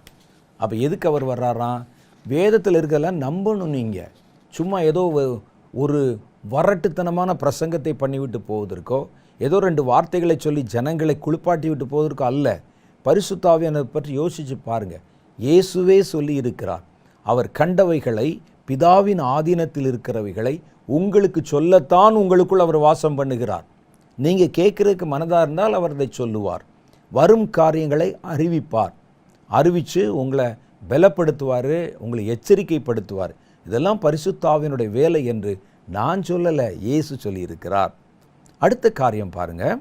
அவர் மனிதர்களான நமக்கு வரங்களை கொடுப்பதற்கு வந்திருக்கிறார். அவரிடத்துல நிறைய வரங்கள் இருக்குது. இந்த வரங்களை நமக்குள்ளே வாசம் பண்ணி நம்ம வழியாக பூமியிலே செயல்படுத்தி காட்டுவதற்கு அவர் தனிப்பட்ட ஆவியானவர் தம்முடைய வரத்தை வெளிப்படுத்தி காட்ட முடியாது. பூமியை கர்த்தர் மனுபுத்திரர் கொடுத்ததுனால இப்போ கர்த்தர் ஒரு காரியத்தை மனிதர் நடுவில் செய்யும்போது மனிதர்கள் வழியாகத்தான் செய்கிறார் என்பதை விளங்கி கொள்ள வேண்டும். அப்போ என்ன செய்கிறார்னா, வரங்களை பிதாவிடத்தில் வாங்கி அந்த வரங்களோடு கூட நமக்குள்ளே வாசம் பண்ணி நம்ம கை வழியாக அந்த வரங்களை உபயோகப்படுத்த வைப்பது பரிசுத்த ஆவியானுடைய முக்கியமான ஒரு வேலை. அதுக்குத்தான் அவர் நம்மோடு கூட வாசம் பண்ணுகிறார். சங்கீத புஸ்தகம் 68வது அதிகாரம் 18வது வசனம் அதை உறுதிப்படுத்துகிறது. தேவரீர் உன்னதத்துக்கு ஏறி சிறைப்பட்டவர்களை சிறையாக்கி கொண்டு போனீர். தேவனாகிய கர்த்தர் மனுஷருக்குள்ளே வாசம் பண்ணும் பொருட்டாக. எதுக்காக வரத்தை வாங்கினாராம்? அவர் நமக்குள்ளே வாசம் பண்ணுவதற்காக துரோகிகளாகிய மனுஷர்களுக்காக வரங்களை பெற்றுக்கொண்டீர். பார்த்தீங்களா? அவர் போய் வரங்களை வாங்கி, எதுக்கு அந்த வரங்களை வாங்கினார்? அவருக்கு எதுக்கு அந்த வரங்கள் அப்படின்னு கேட்டால், பிதாவிடத்தில் போய் வரங்களை வாங்கி மனுஷருக்குள்ளே வாசம் பண்ணி அதை அவர்களுக்கு கொடுத்து பயன்படுத்த சொல்வதற்காக அவர் இந்த வரங்களை பெற்றுக்கொண்டார். இதுதான் அதனுடைய பொருள். நான் அந்த வசனத்தை வாசிக்கிறேன் பாருங்கள். நல்லா கவனிச்சா தான் அதனுடைய அர்த்தம் விளங்கும் நமக்கு. தேவரீர் உன்னதத்துக்கு ஏறி சிறைப்பட்டவர்களை சிறையாக்கி கொண்டு போனீர். தேவனாகிய கர்த்தர் மனுஷருக்குள்ளே வாசம் பண்ணும் பொருட்டு. எதுக்கு வரத்தை வாங்கினார்னா நமக்குள்ளே வாசம் பண்ணுவதற்காக, துரோகிகளாகிய மனுஷர்களுக்காக வரங்களை பெற்றுக்கொண்டீர். எங்கள் மூலம் அந்த வரங்களை பயன்படுத்துவதற்காக தான் வரங்களை பெற்று. அப்போ பரிசுத்த ஆவியானவருக்குள்ள கனிகள் இருப்பது எவ்வளவு நிச்சயமோ நிதர்சனமோ, வரங்கள் இருப்பதும் அவ்வளவு நிச்சயம். வரங்கள் இருப்பதும் அவ்வளவு நிச்சயம், வரங்கள் இருப்பதும் அவ்வளவு நிதர்சனம். அப்போ இதை விட்டுவிட்டு அதை மையப்படுத்தக்கூடாது, அதை விட்டுவிட்டு இதை மையப்படுத்தக்கூடாது. ரெண்டையுமே சமமாக பாவிக்க வேண்டும் என்று கர்த்தர் எதிர்பார்க்கிறார். அடுத்து பாருங்க, கர்த்தர் நமக்குள்ளே வாசம் பண்ணும்போது அவர் என்ன செய்கிறாராம்? நம்முடைய தேவைகள் முழுவதையும் சந்திக்கிறார். இஸ்ரவேல் ஜனங்களுக்கு நடுவிலே கர்த்தர் 40 வருஷம் வாசம் செய்தார். அவர்களோட கூட அக்கினி ஸ்தம்பமாகவும் மேக ஸ்தம்பமாகவும் அவரும் நடந்தார் முன்னால். அதான் அவங்கள நடக்க சொல்லிட்டு நீங்கள் அந்த ஊருக்கு வந்துருங்கன்னு அவங்கள நேராக சந்திப்பேன் என்று கர்த்தர் சொல்லலை. நீங்கள் அப்படி சுற்றி கொண்டு வாங்க, நான் உங்களை அங்கே வந்து சந்திக்கிறேன் அப்படின்னு சொல்லி கர்த்தர் சொல்லலை. அவர்கள் நடந்தபோது, பாளையம் எழுமின போது அவரும் நடந்தாராம், அவங்க கூடவே நடந்தாராம். அவர் கூடவே நடந்ததுனால தான் அவர்களுடைய எல்லா தேவைகளும் சந்திக்கப்பட்டது. அற்புத விதமாக அவங்களுக்கு குடிக்க தண்ணி இல்லை, கண்மலை பிளந்து தண்ணீர் கிடைத்தது. நடப்பதற்கு வழி இல்லை, கடல்களை பிளந்து வழி கிடைத்தது அவர்களுக்கு. அவர்களுக்கு விதைக்கவும் அறுக்கவும் நிலமில்லை, வானத்திலிருந்து மன்னா பொழிந்தது. இதெல்லாம் எதனால் சாத்தியம் சொன்னால், அவருடைய எல்லா தேவைகளையும் சந்திக்கிறவர் அவர்களுக்குள்ளே வாசம் பண்ணினார். கர்த்தர் உங்களுக்குள்ளே வாசம் பண்ணுவது உங்கள் சகல தேவைகளையும் சந்தித்து உங்களை பரம கானானுக்குள்ளே கொண்டு போய் சேர்ப்பது தான் அவருடைய நோக்கம். அது வரைக்கும் உங்களுக்கு பாதுகாப்பு கொடுத்து அவரும் உங்களோட நடந்து உங்களுக்கு வேண்டிய எல்லா காரியங்களையும் கவனித்து உங்களை கண்காணிப்பாக வழிநடத்த போகிறார். கடைசியாக ஒரே ஒரு காரியம் பார்க்க போகிறோம். கர்த்தர் நமக்குள்ளே வாசம் பண்ணினா அதனுடைய அடையாளம் என்னன்னா, நீங்கள் எதை செய்தாலும் காரிய சித்தி உள்ளவர்களாவீர்கள். 1 சாமுவேலுடைய புஸ்தகம் 18வது அதிகாரம் 14வது வசனம் சொல்லுகிறது, தாவீது தன் செய்கைகளில் எல்லாம் புத்திமானாய் நடந்தான், கர்த்தர் அவனோட கூட இருந்தார். அந்த புத்திமானா நடந்ததுக்கு காரணம் என்னன்னு கேட்டால், கர்த்தர் அவரோட கூட இருந்தது தான் காரணம், வேறு ஒன்றும் காரணம் இல்லை. அப்போ வேதம் சொல்லுது, கர்த்தர் நம்ம கூட இருந்தால் உங்களை அறியாமலே ஒவ்வொரு காரியத்திலும் நீங்கள் புத்திசாலிகளாக நடந்து கொள்வீர்கள். அந்த புத்தி உங்களுடைய புத்தி அல்ல, அது உங்களுக்குள் இருக்கிறவருடைய ஞானம், உங்களுக்குள் இருக்கிறவருடைய அறிவு. அது வெளிப்பட மாத்திரம் நீங்கள் இடம் கொடுக்க ஆரம்பிச்சிங்கன்னா நீங்கள் எல்லாவற்றிலும் புத்திமானாய் நடந்து கொள்வீர்கள், நடக்க வச்சிருவார். அது மாத்திரம் இல்லை, அப்படி நீங்கள் நடக்கிறதுனால உங்களுக்கு எதிராக எழும்பினவர்கள் உங்களை பார்த்து பயப்படுவாங்க. உன்னோட கர்த்தர் இருக்கிறார். அந்த வசனம் தொடர்ந்து சொல்லுது பாருங்க, தாவீது தன் செய்கைகளில் எல்லாம் புத்திமானாய் நடந்தான், கர்த்தர் அவனோட கூட இருந்தார். அவன் மகா புத்திமானாய் நடக்கிறதை சவுல் கண்டு அவனுக்கு பயந்திருந்தான். ராஜா இவனை கொல்ல வேண்டும் என்று இராணுவத்தை தூக்கி கொண்டு துரத்துகிறவன் அவரே இவர் புத்திமானாய் நடக்கிறத பார்த்து இவனுக்கு பயந்து கொண்டே இருந்தாரா, உள்ளுக்குள்ள உதறல் எடுத்துக்கொண்டே இருக்கிறது. கடைசி ஒரே ஒரு காரியம், இந்த கர்த்தர் நமக்குள்ளே எப்போ வாசமாக இருப்பார், எப்போ தன்னுடைய காரியங்களை இயக்குவார் என்று வேதத்தில் ஒரு வார்த்தை சொல்லுது. என்ன தெரியுமா? யோவான் 14வது அதிகாரம் 23வது வசனம். அந்த வசனத்தில் கர்த்தர் எப்பொழுது நமக்குள் வாசமாக இருப்பார்? யோவான் 14:23 சொல்லுது, இயேசு அவனுக்கு பிரதியுத்தரமாக, ஒருவன் என்னில் அன்பாயிருந்தால் அவன் என் வசனத்தை கை கொள்வான். அதுதான் அடையாளம். என்கிட்ட அன்பாக இருக்கிறேன்னு சொன்னால் காணிக்க கொடுக்குறான் அல்லது ஊழியம் செய்கிறான், அது மாத்திரம் இல்லை, அவன் என் வசனத்தை கை கொண்டு நடப்பான். அதான் அவன் என் மேல் அன்பாக இருக்கிறான் என்பதற்கு ஜெனுயினான ஒரு அடையாளம். அதான் முக்கியமான ஒரு அடையாளம். என் வசனத்தை கை கொள்ளுவான், அவனில் என் பிதா வாசமாக இருப்பார். ஒருவன் வசனத்தை கை கொண்டா கர்த்தருடைய பிதாவானவர் அவனிடத்தில் அன்பாயிருப்பார். நாங்கள் அவனிடத்தில் வந்து அவனோட வாசம் பண்ணுவோம். நாங்கள்னா யாரு? நான், ஆவியானவர், அப்புறம் பிதாவினுடைய பிரசன்னம், எல்லாம் நாங்கள் பரலோகமே அவனோட கூட வந்து வாசம் பண்ணும். அப்போ நம்ம என்ன செய்யணும் அப்படின்னு கேட்டால், நம்ம தேவனிடத்தில் அன்பாக இருக்கணும். கர்த்தரிடத்தில் அன்பாக இருக்கிறது என்றால் இயேசுவேன்னு சொன்னோன்னே அழுகிறது இல்லை, அவர் வசனத்தை கை கொள்ள வேண்டும். இதை நீங்கள் செஞ்சீங்கன்னா நீங்கள் எதை வாசிக்கிறீங்களோ எதை தியானிக்கிறீங்களோ அதை வாழ்க்கையில் அபியாசப்படுத்த வேண்டும். அதை செய்தால் அவர் உங்களுக்குள் வாசம் பண்ணுவார். வாசம் பண்ணுகிற கர்த்தரை முழுவதும் நீங்கள் உணர்வீர்கள். அவர் தருகிற நன்மையினாலே நிரப்பப்படுவீர்கள். வாங்க நம்ம இப்பெல்லாம் சேர்ந்து ஜெபம் பண்ணலாம். கர்த்தர் நமக்குள்ளே வாசம் பண்ணுகிறார். வாசம் பண்ணுகிற தேவன் இத்தனை நன்மைகளை நமக்குள்ளே நிறைவேற்றுகிறார். அதற்கு நம்ம இடம் கொடுக்கணும். இதற்கு ஒரே ஒரு வழி என்னன்னு கேட்டால், கர்த்தருடைய வசனத்தை கை கொண்டு நடந்தால் இவைகள் எல்லாம் உங்களுக்கு சாத்தியமாகும். ஒப்பு கொடுத்து ஜெபிப்போமா? ஒரு நாள் கர்த்தரிடத்தில் கேட்டோம், எல்லாம் முழங்கால் படியிடுங்க. ஒரு நாள் கர்த்தரிடத்தில் கேட்டோம், கர்த்தர் நம்மை அபிஷேகம் பண்ணினார். அந்த அபிஷேகம் ஒரு பக்கமும் என் வாழ்க்கை ஒரு பக்கமும் இருக்குது. கர்த்தர் எனக்குள்ளே வாசம் பண்ணுகிறாருன்னு சொல்கிறோம். ஆனால் அவர் செயல்பட விடாமல் இருக்கிற காரணம் என் வாழ்க்கை முறைதான் காரணம். வசனம் வேறையும் என் வாழ்க்கை வேறையுமா இருக்குது. அதனால் எனக்குள்ளே அவர் இருந்தால் கூட அவரோடு கூட எனக்கு ஒரு நெருக்கமான உணர்வோ அவரோடு கூட ஒரு நெருக்கமான ஐக்கியமோ இருக்கலை. இன்றைக்கு நான் கர்த்தருடைய வசனத்துக்கு திரும்ப போகிறேன். திரும்பின உடனே கர்த்தருடைய ஆவியானவருக்கும் என்னுடைய வாழ்க்கைக்கும் ஒரு கனெக்ஷன் உண்டாயிரும். அப்புறம் எனக்குள் வாசம் பண்ணுகிற கர்த்தர் எதற்கு எனக்குள்ளே வாசம் பண்ணுகிறாரோ அது எல்லாவற்றையும் நிறைவேற்ற ஆரம்பித்து விடுவார். தலைகளை தாழ்த்தி கண்களை மூடி ஜெபம் பண்ணுவீங்களா? ஆண்டவரிடத்தில் கேளுங்க. உங்களுடைய அபிஷேகத்தை பெற்றுக்கொண்டேன், ஆனால் அந்த அபிஷேகத்தோடு நான் இணைந்து வாழலை. நீர் எனக்குள் வாசம் பண்ணுகிறீர், ஆனால் நான் தனியாகவும் என் வாழ்க்கை தனியாகவும் உம்முடைய காரியம் தனியாகவும் இருக்கிறது. இன்றைக்கு அவைகளை ஒன்றாக இணைப்பதற்கு நான் வார்த்தைக்கு திரும்புகிறேன், வசனத்துக்கு திரும்புகிறேன், உம்முடைய வேதத்துக்கு திரும்புகிறேன். அதை வெறுமனே வாசிக்கிறவனாய் மாத்திரம் இல்லாமல், மற்றவர்களுக்கு உபதேசிக்கிறவனாக மாத்திரம் இல்லாமல், கர்த்தாவே அவைகளை கடைப்பிடித்து நடக்க நான் விரும்புகிறேன். கடைப்பிடித்து நடக்கிறவர்களிடத்துல தான் கர்த்தருடைய ஆவியானவர் பிரியமாக இருக்கிறார். குமாரனாகிய கிறிஸ்து பிரியமாக இருக்கிறார். எங்கள் பிதாவாகிய தேவன் பிரியமாக இருக்கிறார். அவர்கள் எங்களுக்குள் வந்து வாசம் பண்ணுவார்கள் என்கிற காரியத்தை நான் அறிந்திருக்கிறேன் ஆண்டவரே. இன்றைக்கு அறிந்து கொண்டேன் ஆண்டவரே. உம்முடைய வார்த்தைக்கு திரும்ப என்னை பலப்படுத்தும்.